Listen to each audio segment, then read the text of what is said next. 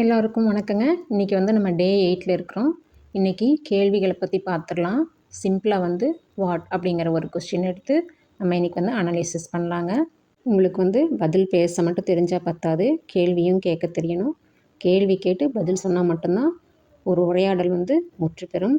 அதனால் கேள்வியை வந்து நம்ம இன்றைக்கி பார்த்துடலாம். கேள்வி வாக்கியத்தை எப்படி நம்ம வந்து கட்டமைப்பு பண்ணலாம், ஃபார்மேஷன் பண்ணலான்னு சொல்லிட்டு பார்க்கலாங்க. ஃபஸ்ட்டு எடுத்தோடனே கேள்வி சொல் அதுதாங்க வரும். அதாவது வாட் அப்படிங்கிறது. அடுத்தது வந்து பார்த்திங்கன்னா துணை வினை வருங்க. டூ அப்படிங்கிறது இந்த இடத்துல வந்திருக்குது இல்லைங்களா? அது வந்து துணைவினை. துணைவினை தான் வந்து ரொம்ப முக்கியமானது கேள்வியிலேயே. இதுதான் வந்து நம்ம நிகழ்காலத்தை பதில் சொல்கிறோமா, எதிர்காலத்தில் பதில் சொல்கிறோமா, இறந்த காலத்தை பதில் சொல்கிறோமான்னு சொல்லி நிர்ணயிக்கிறதே வந்து இந்த துணைவினை தாங்க. அடுத்தது வந்து பார்த்திங்கன்னா சப்ஜெக்ட்டு.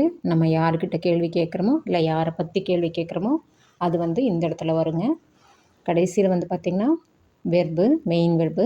இந்த மெயின் வெர்பு எப்போவுமே பார்த்திங்கன்னா ப்ரெசன்ட் டென்ஸில் மட்டும்தாங்க வரும்.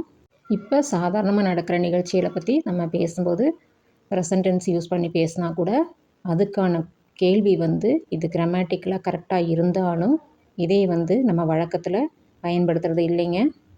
நான் வந்து படிக்கிறேன் அப்படின்னு சொல்லி நம்ம பதில் சொன்னோன்னா அதுக்கான கேள்வி வந்து நீ என்ன பண்ணுற அப்படிங்கிறது தான். அதுதான் வந்து இங்கே ஆங்கிலத்தில் இருக்குது. ஆனால் நீ என்ன பண்ணுற அப்படின்னு சொல்லிட்டு நம்ம நார்மலாக கேள்வி கேட்குறது இல்லைங்க. அதுக்கு பதிலாக நம்ம வழக்கத்தில் என்ன மாதிரி கேள்வி கேட்போம் அப்படிங்கிறத வரக்கூடிய வீடியோக்களில் பார்ப்போம்.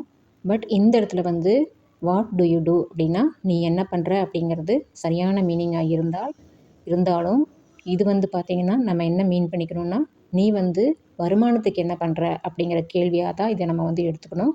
நான் வந்து ஒரு டீச்சராக இருக்கேன், நான் வந்து ஒரு டாக்டராக இருக்கேன், I M A teacher, I M A doctor. அந்த மாதிரி இதுக்கு வந்து நம்ம பதில் சொல்லணுங்க. ஜென்ரலாக நம்ம இந்த கேள்வியை கேட்கலைன்னா நம்ம எதுக்கு இந்த இடத்துல இதை தெரிஞ்சுக்கணும் அப்படின்னு சொல்லிட்டு கேள்வி கேட்டிங்கன்னா, அதாவது 2ஆம் வாய்ப்பாடு தெரியாமல் நம்ம ஒரு 4ஆம் வாய்ப்பாடு வந்து படிக்க முடியாதுங்க. ஆனால் 2ஆம் வாய்ப்பாடு நமக்கு படிக்கவே தேவையில்லை இல்லைங்களா? அந்த மாதிரி தான் இது அடிப்படையாக. இந்த கேள்வியை நீங்கள் வந்து தெளிவாக புரிஞ்சுக்கிட்டிங்கன்னா தான் மற்ற எல்லா டென்ஸ்க்கும் கேள்வி வந்து நம்மளால் ஈஸியாக ஃபார்ம் பண்ண முடியுங்க. இந்த வாய்ப்பாடை மட்டும் கவனமாக வச்சுக்கோங்க. கேள்வி துணைவினை சப்ஜெக்ட் வெர்பு, கேள்வி துணைவினை சப்ஜெக்ட் வெர்பு அப்படின்னு சொல்லிட்டு K2SV அப்படின்னு சொல்லிட்டு நீங்கள் ஞாபகம் வச்சுக்கோங்க. எல்லா இடத்துலையுமே இந்த மாதிரி தாங்க வரப்போகுது. உங்களுக்கு இப்போ வந்து கேள்வி எப்படி ஃபார்ம் பண்ணுறதுன்னு சொல்லிட்டு தெளிவாக புரிஞ்சிருக்கும்னு நினைக்கிறேன். மீண்டும் அடுத்த வீடியோவில் சந்திக்கலாம். நன்றி.